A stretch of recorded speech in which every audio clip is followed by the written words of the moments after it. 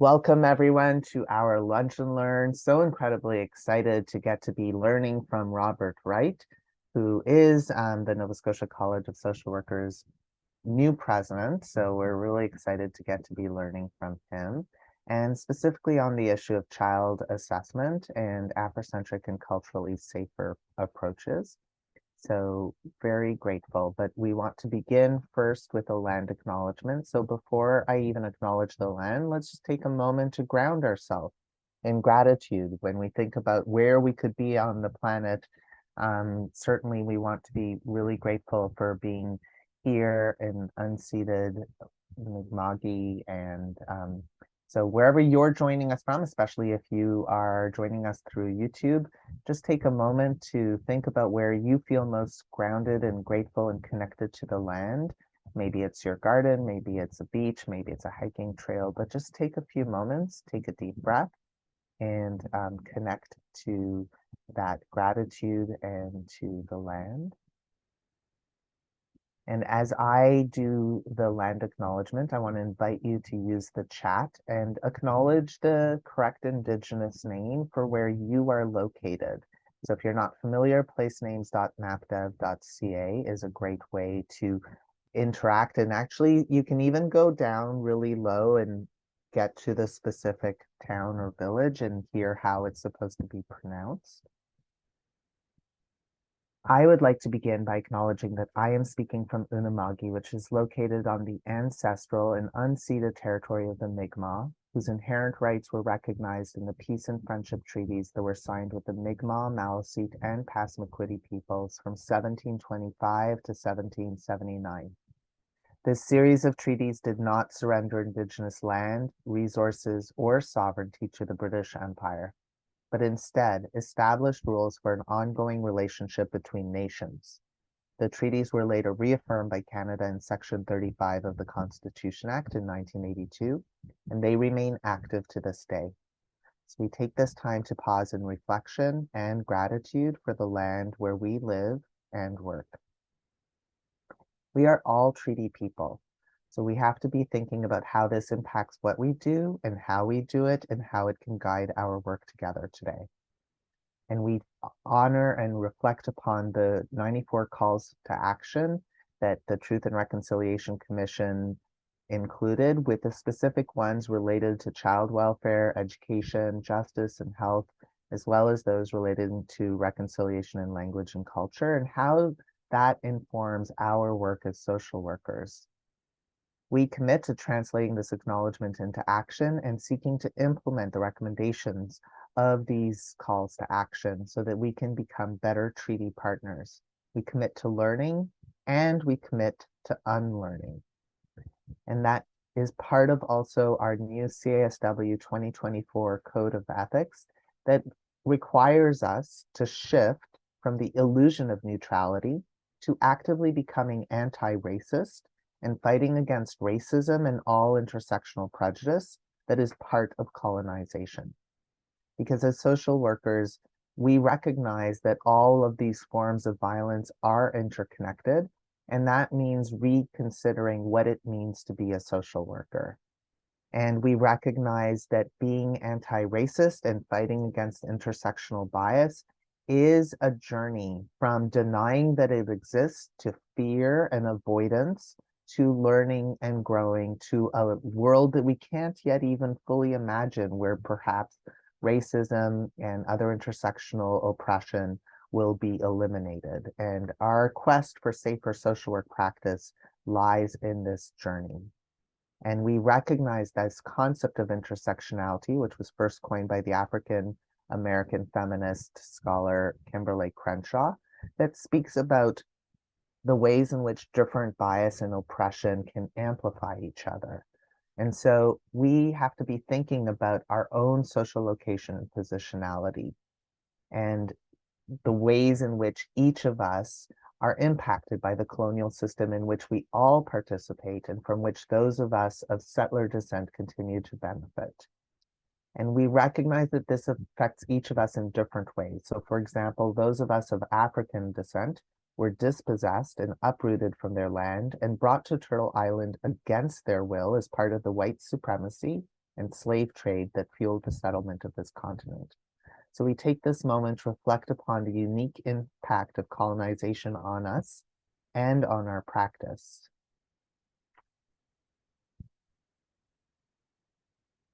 And we reflect in gratitude for all who have and continue to heroically care and advocate for this beautiful land. May we join them in this sacred work and ground ourselves in the wisdom of the land-based Mi'kmaq teachings and values that we must all begin to learn so that we can be decolonizing ourselves, our practice, and the community that we share by working for justice for all living beings as an expression of our gratitude for being here. So let's take a deep breath and we center ourselves away from the violent ways colonization fills our world and us, and take another deep breath and work on letting go of the unconscious bias that is everywhere, inside and out. And may our session today lead us to be in right relationship with this land and with one another. Without further ado, I'm excited to introduce you all to Robert Wright. And so with that, over to you, Robert. Thank you so much, Naj. I appreciate how thoughtful and thorough your land acknowledgement is. And I want to welcome everybody to this webinar today and tell you how pleased I am to have an opportunity to talk about culturally safe and culturally specific and even Africentric ideas when it comes to child assessment.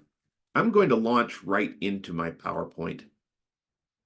We don't have a lot of time here today, and so I would hope that people will govern their expectations accordingly. We're going to take a look at some of these issues around child assessment and about the need for culturally specific and culturally safer approaches to child assessment.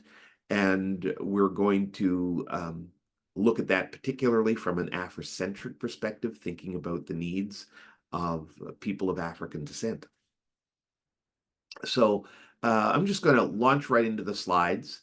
I will say that you can screenshot this QR code, which will provide you a link to a PDF version of this presentation. So I'm going to pause on this slide just long enough for you to do that. If you wish, you can just hold your camera up to the QR code and you can press on that and you will be able to see in real time this presentation, and you can download it on your phone or you can email it to yourself, and you'll be able to have this PowerPoint. I know that Naj will upload the video of this presentation, so the people who are viewing this online will also have the opportunity to access the resources that are in this presentation. There are 3 or 4 QR codes just for expanded information, and so just to let you know, be on the ready with your camera. This is an old picture of myself. I'm in danger of catfishing with this one, and just to say, who I am in a few short words. I'm not going to focus on that. I'm very Googleable. You can find me. So why we're here for lots of reasons, but one of the reasons we're here is because with the Divorce Act changes in 2019, the best interest of child section was amended to include Section F, which is that the child's cultural, linguistic, religious, and spiritual upbringing and heritage, including Indigenous upbringing and heritage, is part of the best interest of child consideration, and therefore there is an expectation, or there should be an expectation, that all child assessments, in fact, all mental health assessments, and certainly all forensic assessments, whether they're in the child welfare setting or the family court setting, or even in youth court or adult criminal court settings, all assessments should have some attention to cultural, linguistic, religious, and spiritual upbringing and heritage. This is very similar. We see this in the preamble to the Children and Family Services Act. And the link there is just a link to the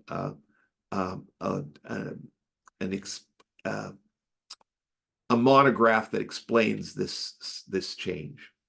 Now, before I like to begin, I'd like to take just a couple of minutes, give you a couple of minutes to place, not in the chat, but in the Q&A, what are your questions before we begin? I always ask this question because no matter how brilliant the slides are, no matter how brilliant the presentation is, if I haven't answered your question, then I have not served you. And so I'm not going to pause and review those questions right now, but I will ask you, even as we begin, even before I've presented any content, just start listing your questions. There will be an opportunity for Q&A at the end, and Naj will be watching the Q&A. And if there is a question that kind of needs to be answered in the moment, I'll trust Naj to flag it down, and we'll deal with it in the moment. So that's your questions. So here's the problem. The problem is that we have a mandate to consider culture as part of best interest considerations, and nobody's doing it, or very few people are doing it. And this, even though the DSM, which is kind of the mental health Bible for those of us who practice in that sector, the DSM introduced the precursor to the cultural formulation interview that is now in the DSM-5. They introduced the precursor to that tool in 1994. So that is 30 years ago. So for 30 years, the DSM has said your assessments and your work should include some kind of cultural formulation. And I was recently presenting to perhaps 150 mental health professionals. And I asked them to raise their hand if they were familiar with the CFI, and only about 10 people in the room raised their hands. Okay? So that tells me that even though this has been on the go for 30 years, the idea of cultural formulations has not penetrated our sector. And then you'll see a reference there to the history of the CFI. There is an article there, and I think the next slide, yeah. So there is an article there that may be useful too.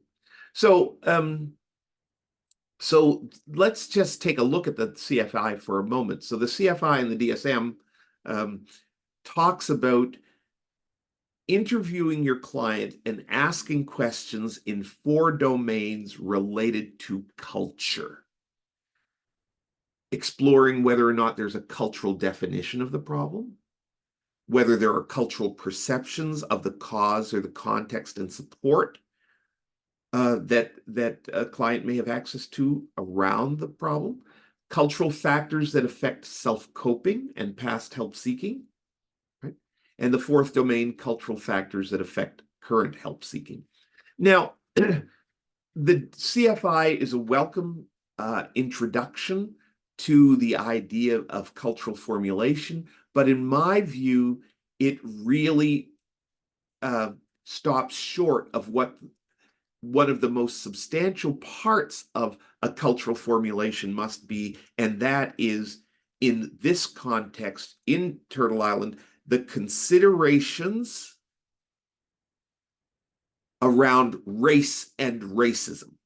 Now, of course, we know that race doesn't exist. It's a cultural construct, but it exists so in that we have constructed our society around the concept of race and racial hierarchies, and that's because we're in a racist society. And so it's not enough for us to consider cultural issues in our assessments. We must actually consider racism in our assessments. Okay. I'll just share a little bit about Katie's case. So in 1998, Judge Bob Levy ordered an assessment of a child's needs with respect to consideration of the child's status as a biracial child. And this was in the case of a child who was in permanent care, who was being considered for adoption. And the question of race had been raised many times in this child's care. And so the question is, can the prospective adoptive parents adequately raise this Black child, given what we were beginning to understand then as the concerns around transracial adoption? Interestingly enough, even though the assessment that Judge Levy called for was explicitly asking for an assessment with race and cultural considerations, they received 2 assessments that they paid for, neither of which asked for a cultural, neither of which provided a cultural formulation. So I was then asked to do so. And because cultural formulations in these assessments were really new at the time, I had to conceptualize what is then a cultural formulation. I wasn't even aware of the CFI at the time, and probably would have been dissatisfied with it had I seen it. But I said, so they asked me to do it, so you get to conceptualize what it is. And I said, well, there are 4 things that are required. Of course, clinical knowledge of children's developmental needs generally, clinical knowledge of children's cultural needs, sociocultural clinical understanding of racism and its influence, and these things can only be done by a culturally competent practitioner. And I say they're a culturally competent practitioner who has generic cultural competence skills and particular cultural competence skills working with the particular population, in this case, an African Nova Scotian child. Okay. So when we think about this and we realize, we lean into this, we're saying, okay, so if I'm going to be doing child's needs assessments, parental capacity assessments, custody access assessments that involve children, then I really need to be able to bring this set of knowledge, these sets of knowledge, to the project. So, of course, when we think of children's developmental needs, I am an Ericksonian, and so I say I lean heavily on Erickson's model for understanding psychosocial developmental stages across the lifespan. And what I love about Erickson's model is that it not only tells you about what the developmental stage is, it tells you what are the resources that this child needs to have access to in order to support their development. The QR code here is a link to an 11 by 17 breakdown of Erickson's model that I developed as a teaching tool some time ago. Of course, you can Google Erickson, and there's lots written about his developmental model. Interesting fact, Erickson developed his model because he was a child who didn't know his father, and in his search for himself, he developed this model, which I always find helpful to remember, because it means that when we are needing a model for understanding something that our clients need help with, it's okay for us to develop the model out of our experience. Right? So when I was doing this work with Katie's case, I actually then had to say, okay, well, what is the clinical knowledge of the cultural needs of a biracial African Nova Scotian child in Nova Scotia at this time? And so what I did for that assessment was I actually had to develop a theoretical construct about what the developmental needs of racialized, and in particular African Nova Scotian children was, so that then I could assess whether or not the parents were competent, right? So I had to have a clinical construct before I could assess whether or not the parents could meet the needs. So I had to have a theoretical construct about what the child's needs were, right? And so I built a model that helps us to understand what the critical issues are at the various life stages of child development to support the strong racial identity of an African Nova Scotian child. I don't have time here today to go through each element of this, but I will say that I've organized it very similarly to the way Erikson organized his model. So each stage has a name, an age range, the critical issue, the critical developmental issue for that stage, the process for the resolution of the issue, and the significant relationships and resources that need to be in place. So if you can imagine you're assessing a child's needs who might be a 6-year-old African Nova Scotian kid, a child of African ancestry living in Nova Scotia, we're going to say, okay, to help this child develop healthy racial identity, I know that this 6-year-old child, even though they're only 6, they need to begin to have an understanding of their personal equality and have a sense of themselves as a competent individual so that they do not begin to ascribe feelings of incompetence with having to do with their race. Okay? How do we do that for 6-year-olds in this society? Well, what are 6-year-olds doing? They need to have success in their social and academic pursuits. And if they're going to feel competent and confident as a young Black child, we're going to have to facilitate their success in those spaces. And what there are the resources that we need? Well, we need extended family members and school personnel to be able to do that. Right? And that's just an example. I have a link to the monograph that I wrote that describes this in greater detail. So I will pause on this QR code. You can take a picture of this and it will link you to this little monograph I wrote. I don't know, it might be 10 pages, Reflections of African Canadian American Identity Development from Birth to Later Adolescence Towards a Framework for Guiding Interventions. This paper is available on my website. All right. So I'm going to trust that you've got the QR code and I'm going to move on. So we also need to have a socio-cultural clinical understanding of racism's influence. So we're assessing a child, a 6-year-old Black child in Nova Scotia. We have a sense of what is necessary to support their racial identity development. But we also have to recognize that racism is a powerful influence in the life of that child, and we must pay attention to the social, cultural, and clinical impact of anti-Black racism. So, of course, for this, we lean to the literature, and Joy DeGru's name comes up as the giant in that field, still very active teaching. In fact, there's a link later on where she is introducing my mentor around these issues, Edwin Nichols. So Joy DeGru and I are kind of academic cousins because we share an academic mentor. Right?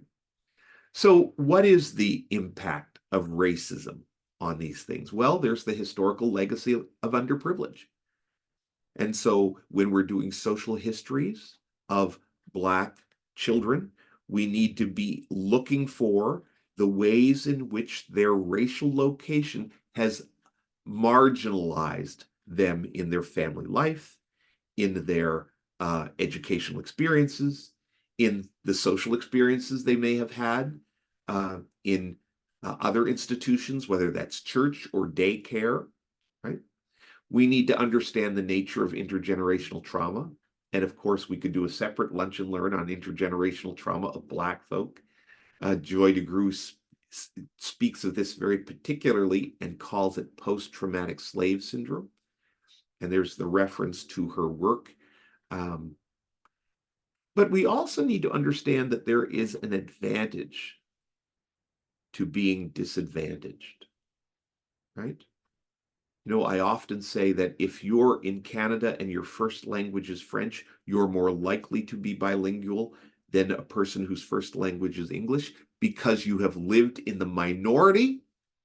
And part of living in the minority is that you must have skills for functioning in your own community and skills for functioning in the broader community. And so that means that people whose first language is French, though they're disadvantaged in many ways in society, they develop cultural competence because they have to learn how to work both within their French community and the larger English community. So it's true for Black folk who must develop the capacity to work within their Black community and the capacity to work within the white community. Du Bois would have called this double consciousness, or sometimes we talk about code switching. And certainly in the Indigenous community, they talk about this as two-eyed seeing, the ability to see the world through both the Indigenous lens and the white lens. This is why racialized people have greater facility and competence in the area of cultural competence, because folk who are born and raised white in this racist society tend to be nose blind to those issues. And so if you're white and doing this work, you need to recognize that you are significantly disadvantaged, and you must work 3 and 4 times as hard in order to develop these skills. The other thing that I said that is an important skill to do this kind of work is a broader set of skills around cultural competence.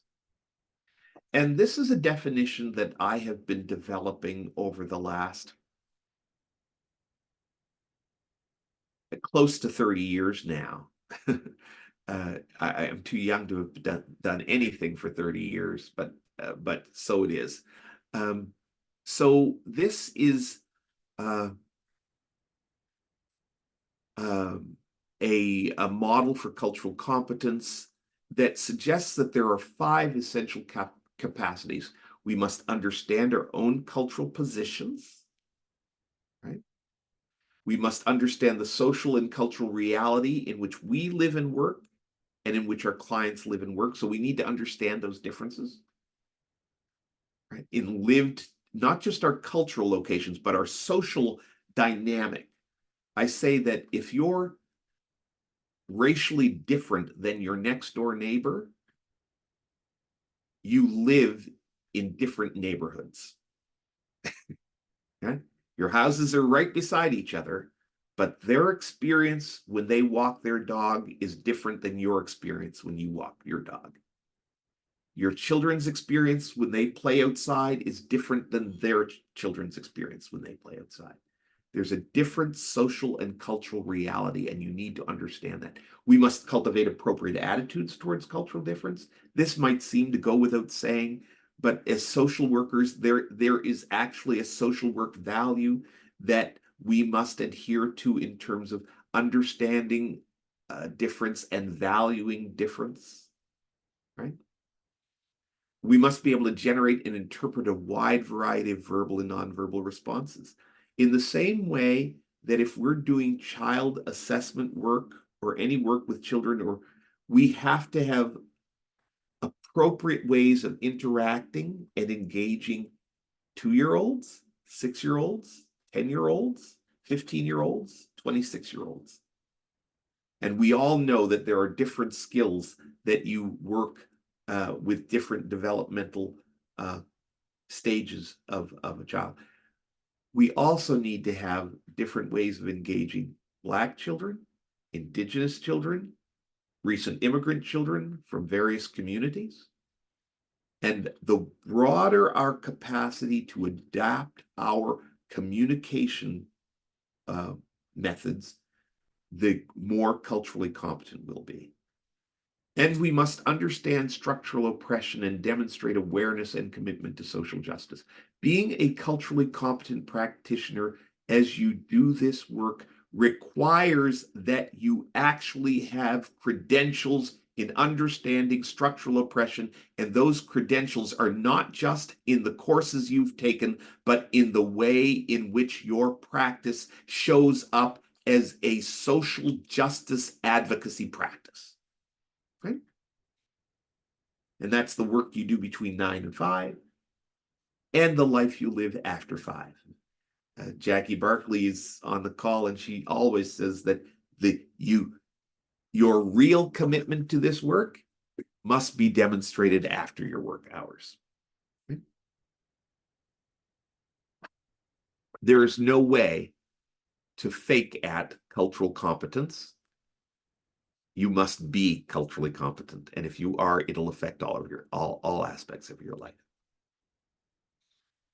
So then we have to think about Africentricity as a practice framework. Right? Right? People of African descent, we've got to understand, on this continent, have suffered over 400 years of colonialism and the disruption of culture, family, and spirituality. And this disruption is central to the understanding that we must bring to our work about the nature of Black health. Right?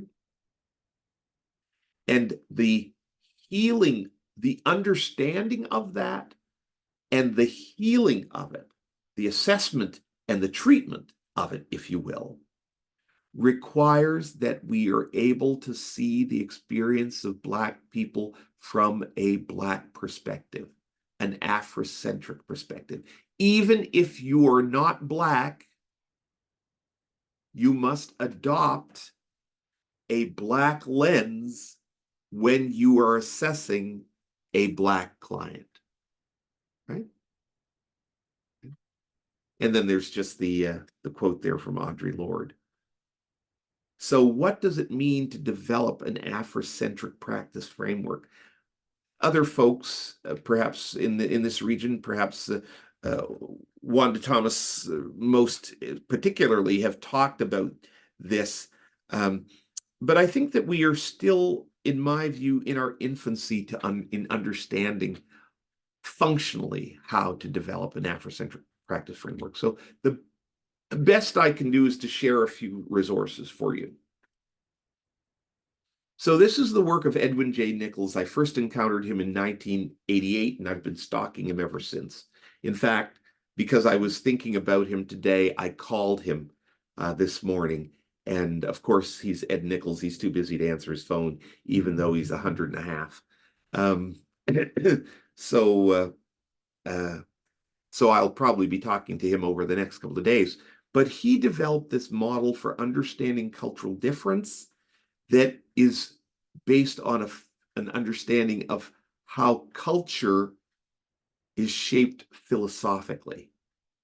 I'm not even going to try to explain this, other than to say that if there is an Afrocentric value system, if we are doing culturally appropriate, culturally competent Afrocentric practice in our child assessment work, we will understand that value system, the axiology, the epistemology, and the logic of the African worldview.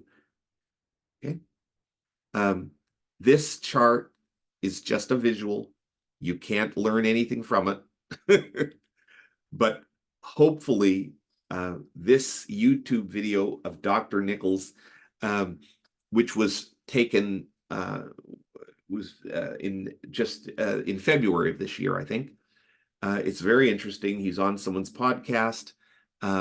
He is introduced by Joy DeGruy, and then he speaks for about an hour, maybe a little less, on his philosophical model for understanding cultural difference. I think that this YouTube video, again, I'm pausing, letting you to use the QR code, will help you to expand on this idea more than I can in the time allotted.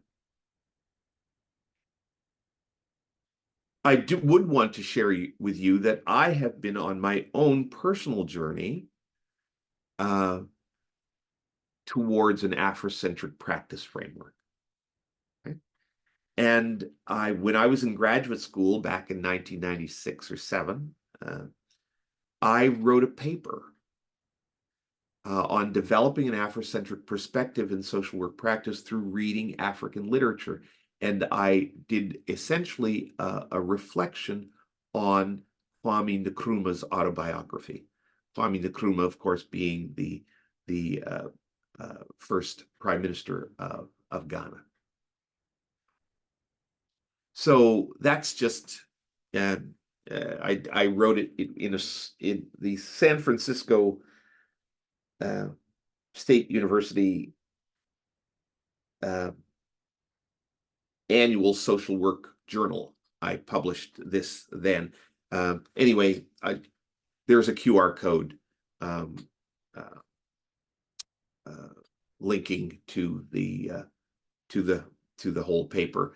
I scanned the PDF and uploaded it on my website, so this paper is also available on my website. Now, please be gentle when you're reading it. Remember, it was 1997.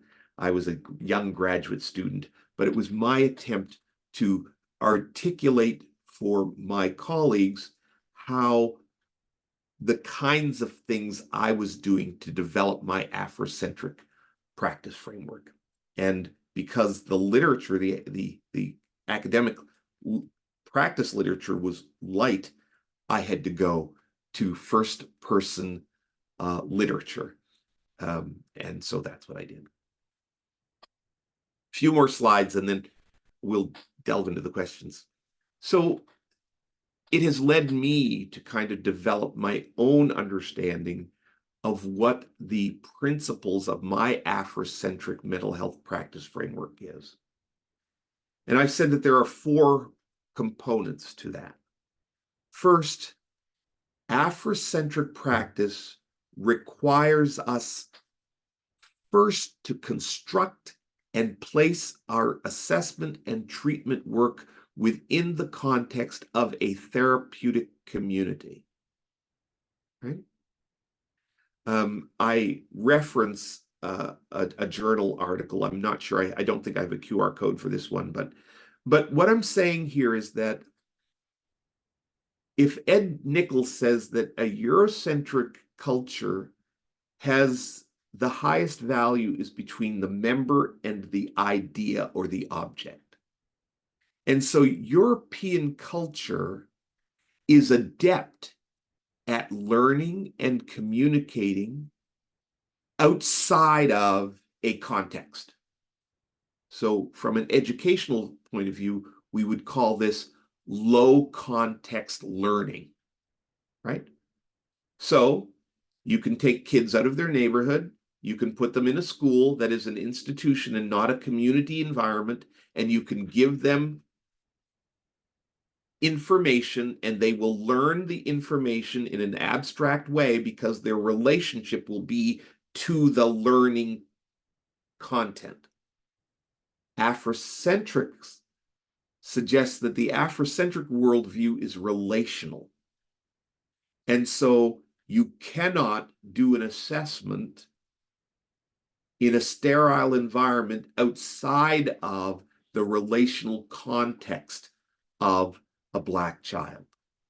So to do proper Afrocentric culturally safer and culturally more appropriate practice assessments, you're going to have to figure out how you construct the practice framework into a therapeutic community in which that child lives and loves and has its being.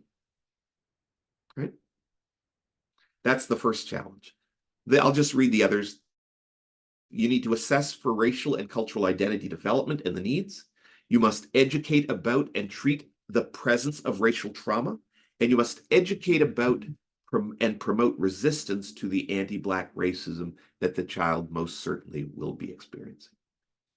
So that's really the material that I will push out there, and I've tried to reserve at least 15 minutes for a hearty Q&A. And again, we will go to the questions. Now, before we do that, I did see a raised hand, Naj, and I'm not quite Yes. sure how we should respond to So that. I responded to the raised hand just to say we need everything to be in the chat. So either the Q&A or the chat, but that we're in webinar format.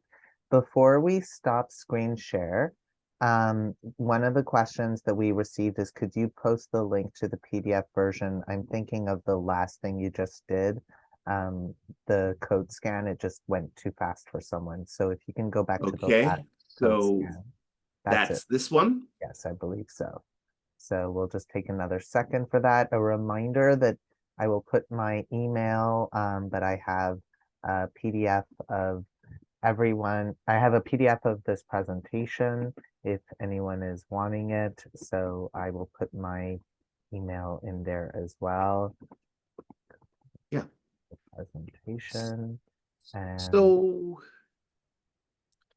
what I'm going to now so let's just go through the questions that are there. Hmm? I'll just start. Monica asks, where can I find or gain access to knowing culturally relevant resources? And I would say again, I've provided some here, but I think that this is really uh, um, what I would suggest is that all practitioners must be researchers. And so I would say spend time at your local academic library. I think that if you don't have one physically present or close to you, there are ways that you can do searches online. Now, if you're not affiliated with an academic institution, you will not be able to find full text online resources many of the times, but you can simply identify articles that you would like to have, and you can email that to a librarian who can make that available to you. And so really the question is not where can you find the resources, but how do you look for the resources? So what are we looking for? We're looking for Africentric mental health practice. We're looking for culturally safe child assessment information. We're looking for that kind of information. So I'm going to consider that answered, um, and I'll go on to the next question. So, and I'm just going to say as we're doing that, and I'm happy to share. We've got more people putting some questions in, which is awesome. The That's great. Q&A or the chat, and Yeah. so Carol has a Yeah. question about: is it a realistic or legitimate request for a client to request an assessor to be of their own cultural background? I think it is reasonable to request that. I think that the state of affairs today, realistically, is that it's not available, right? So what does that mean? It means that Black children are going to be poorly served by the majority of clinicians who are seeking to serve them through assessments. And that when we are doing that work, we should be saying so, right? So there was a time when we just started doing organ transplants, and the mortality rates were high because that was the state of the That was the state of the science. And the state of the science right now is that Black children are going to be poorly served unless they have extremely competent Black clinicians treating them. And I think that when we are doing these assessments, we should be saying that. We should not be asking a couple of questions like we read on the CFI and suggesting to the readers of the report that we've done a thorough and comprehensive cultural formulation and that this report is culturally competent. I think that that's irresponsible. So yes, in best case scenarios, folks should have a culturally competent and a racially relevant practitioner. In the absence of that, we all do our best, but we have an obligation to identify within the reports our limitations. So, awesome. Thank you. And there's a comment in the chat also around African and African American and African Canadian literature that's available in the North Branch Library. So that's another comment that was made in the chat. Yes, for sure. And I don't mean to be unkind, but as I said, all of us practitioners should also be researchers, right? And I think that part of our assessing of children should include theoretical components in the assessment. Yeah. Thank you. We should be saying, I'm assessing a Black child. In order to assess a Black child, we presume to know what a Black child needs. Here's what I know about what Black children need. The literature says this. This author says that. This practitioner said this. I attended a workshop by Robert. He said that. This is what knowledge I bring, and let us be understanding that the state of our knowledge here is still in its developmental state. Right? So it's okay to say that in a report.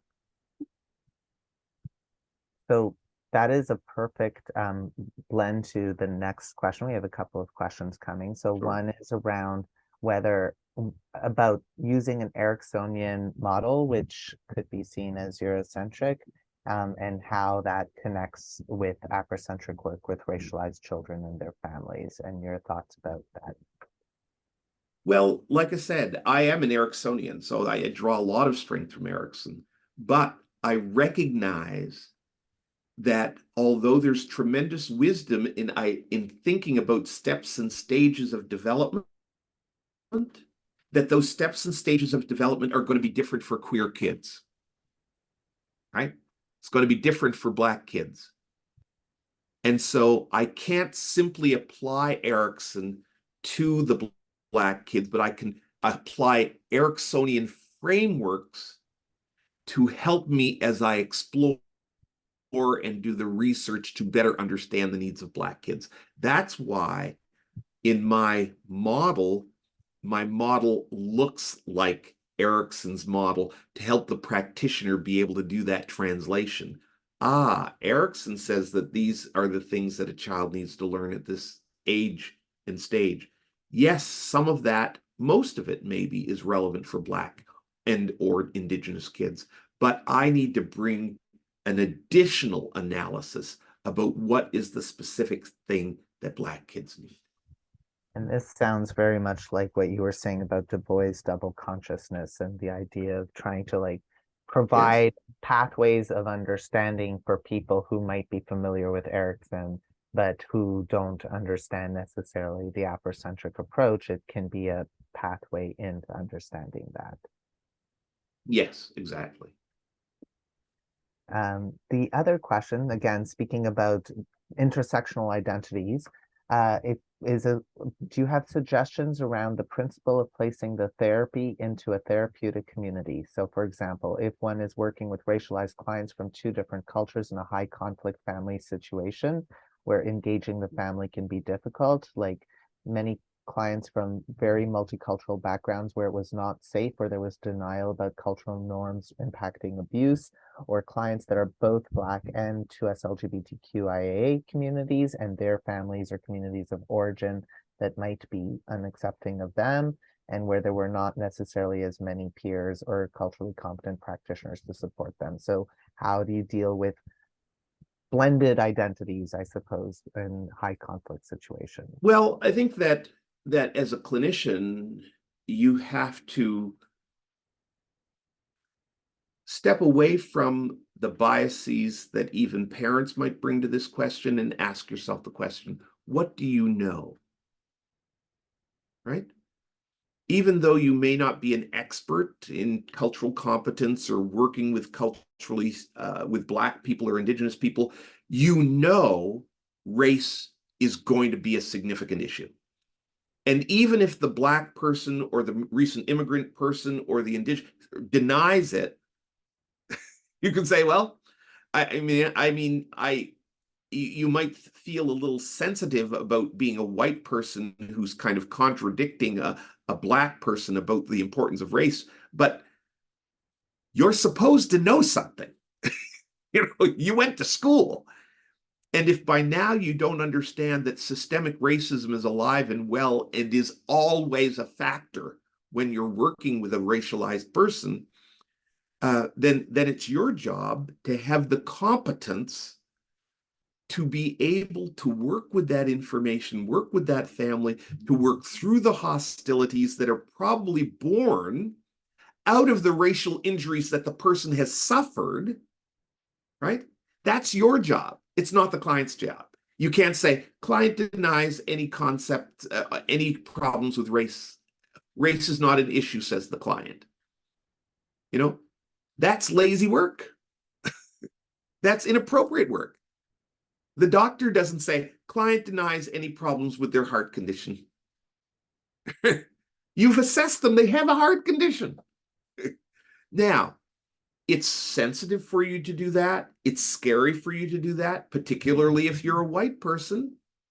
But this is what culturally competent practice demands of you, to have enough confidence in your expertise because you have become learned and that you have placed yourself within a learning clinical community such that you are intimately connected with Indigenous and Black practitioners who are affirming you and standing next to you as regular consultants and advisors, a service for which you pay them for their expertise, right? So the answer to how do you engage families that are very difficult, the answer is you work harder. And you do not, or you recognize your limitations and declare those limitations and find a clinician who can do that. When we had that initial explosion of Syrian refugees because of the conflict there, we had experiences where Syrian families were getting into trouble, both around domestic violence and child welfare. And it was because the child welfare system and the system that responds to domestic violence did not have the competence really to work in those families competently. And so they saw risk behind every gesture that seemed aggressive to them and put them at disease.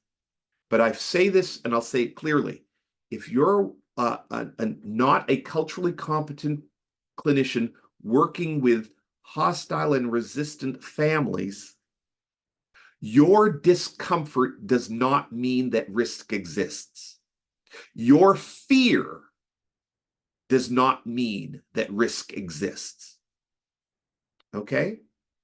So just because you're afraid of this loud talking, close talking, wildly just gesticulating Arab man who has just had his family violated by your presence and the presence of the authorities that crossed his threshold, does not mean he's dangerous, right?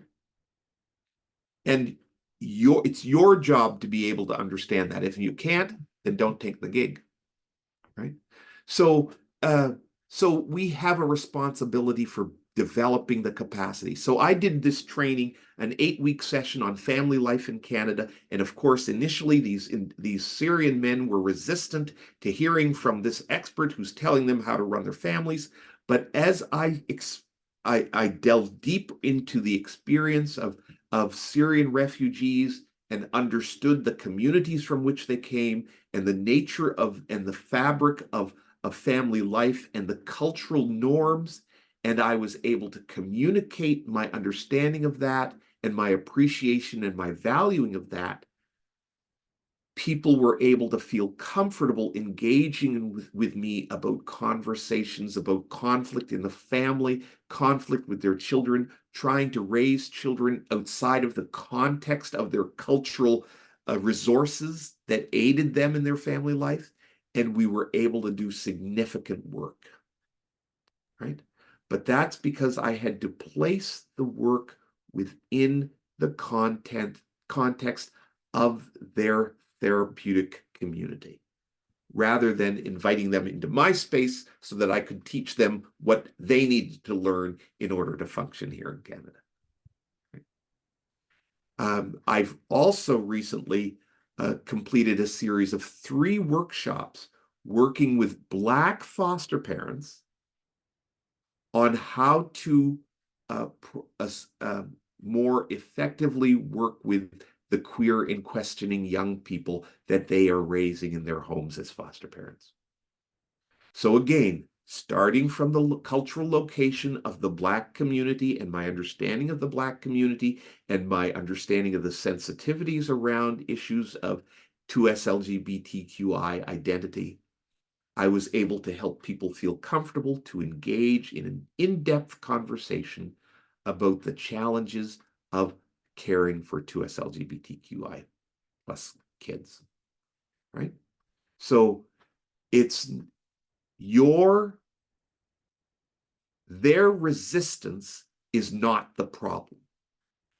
Our competence or lack of competence thus far in having learned the skills of working with the communities, that is the problem. I hope that's helpful, although long-winded.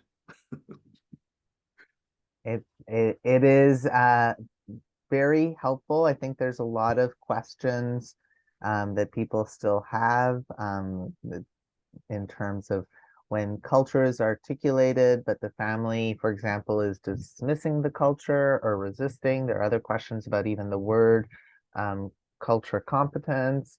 Well, So what I would say about that is that all families deny that their culture is an issue in any problem they're experiencing, because their culture is just their culture.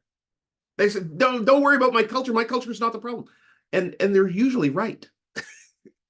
It's not the culture that's the problem. It's the way in which their cultural location interacts with this foreign cultural location and all of the dynamics of systemic racism and all of those things. That's the problem. So it's important. And the problem with the CFI is we have brought a Eurocentric lens to doing cultural formulation, believing that we can get at the root of what the dynamic of culture by asking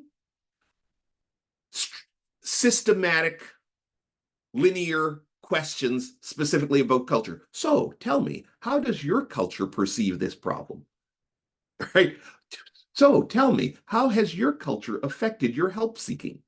So these are objective, these are Eurocentric questions to try to adduce information from a non-Eurocentric culture. And I think that the clinician must be smarter than that. They must be wiser than that, or they must resist the gig. thank you. And there's one last question. I think it's still connected to this in terms of when, for example, the the youth in question is rejected by their community for whatever reason, then how should the clinician assess / intervene in that situation? If the So youth being just, assessed is is that Yafa's rejected by, question in the, yes, it yeah, is. So if the youth being assessed is being rejected by their community for whatever reason, then how should the clinician make that assessment in terms of the child's well-being? okay. So first, the assessor needs to step back. We need to ask ourselves, what do we know about the Haitian community? What do we know about their ability to accept and love their own? Ethnic communities, minority communities in their diasporan uh, settings are usually very accepting and loving of their people. So if there's, what is it? Is it about homophobia?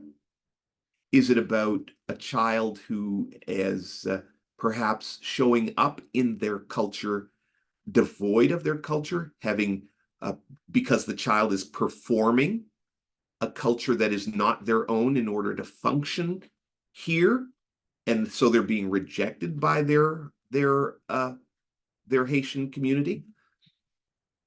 What did I say one of the principles was? Right? I said that one of the principles was that the the assessor must be able to educate about and treat the presence of racial trauma and educate about and promote the resistance to anti-Black racism.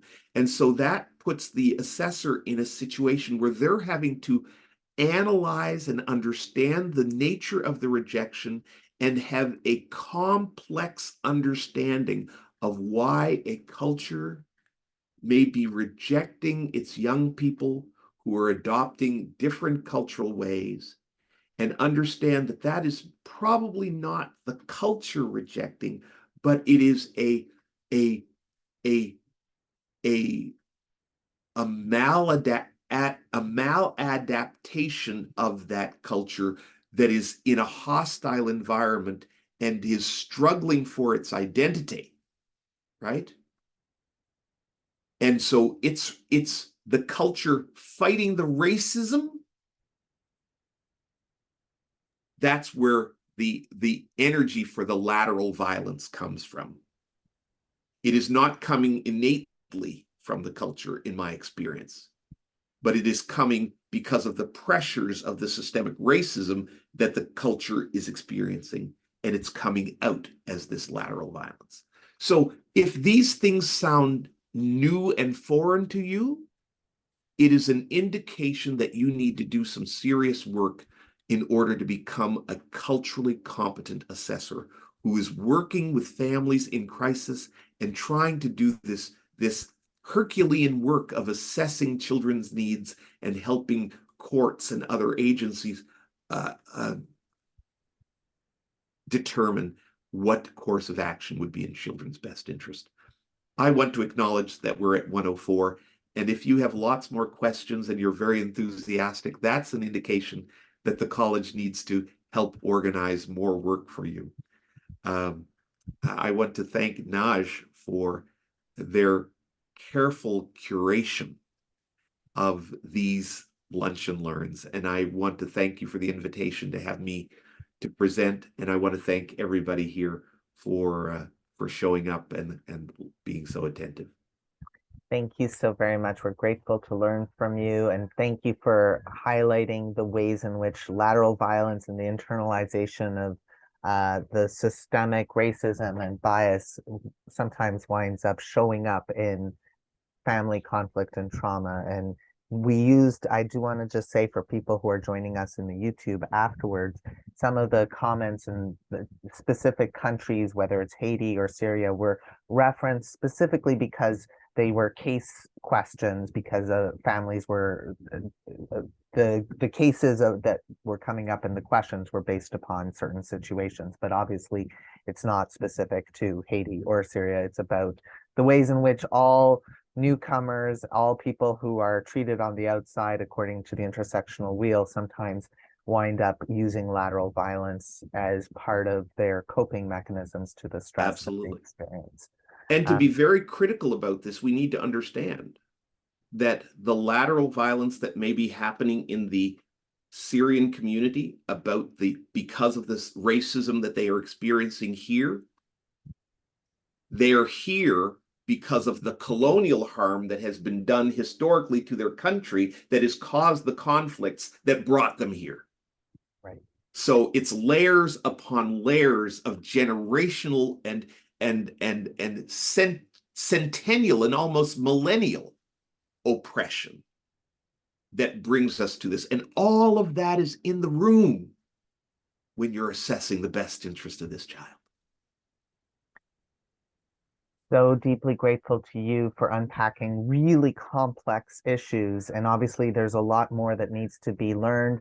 Robert was actually one of the people that our Professional Standards and Ethics Committee consulted with as we are working on new guidelines due to the new divorce law. And that was really where the idea for this Lunch and Learn first emerged.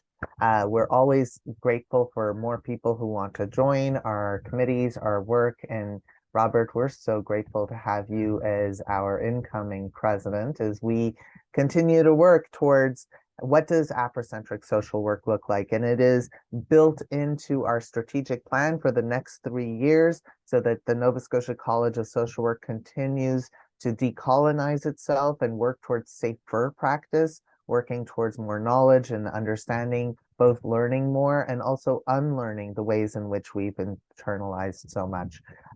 Anyone who's joining us, you can email me for a copy of Robert's presentation. But for everyone, thank you so much for your commitment to learning and joining us in this conversation. And Robert, anytime that I get to learn from you, I am inspired, and a lot of the chat has been saying the same thing. So just know how deeply appreciated you are. And thank you, everyone, for your commitment to helping us be safer in a world that is not yet safe. Yes. Thank you. Thank you all.